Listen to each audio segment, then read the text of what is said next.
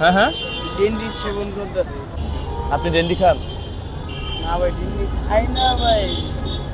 ভাই ডেন্ডি ভাই নেশা না, মানে হলো পেশা। ঠিক আছে, খাইলে লাল পরি রিল পরি, মানে মানে যে কোনো জিনিস, মানে আমি ওইটা হয়েছি গা, আমি এটা হয়েছি গা, আমি লাখ লাখ টাকার মালিক হয়েছি গা। আপনি যে এই যে খান, এই খাওয়াটা আপনার কি পরিমাণ খরচ হয়? ডেইলি 120 টাকা। আচ্ছা, কি করেন আপনি? আমি ভাই রিক্সা চালাই। রিক্সা? ডেন্ডি খেয়েও কি রিক্সা চালান? না। হ্যাঁ, রিক্সা চালানো হয় না। আপনার পরিবারে কেউ আছে? জি আচ্ছা, পরিবারে মা বাবা আছে? আছে। আচ্ছা, মা বাবা কিছু বলে না? মা বাবা কাছে যাই না।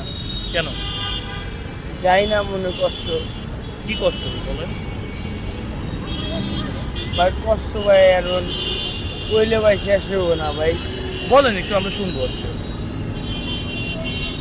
ভাই মানে ঘটনা কি ভাই, এখন মনে করেন এখন মাও সাইডে আয়া বলছি, বাড়িঘর সাইডে আয়া বলছি। ছোট একটা ভাই আছে, আমার নাম মোহাম্মদ ইব্রাহিম। ঠিক আছে, আমার ছোট ভাইয়ের নাম রিফাত। ঠিক আছে, আমার ছোট বোনের নাম তানিয়া। দর্শক, আসলে দেখতে পাচ্ছেন এইভাবেই কিন্তু আসলে যুব সমাজ ধ্বংস হয়ে যাচ্ছে।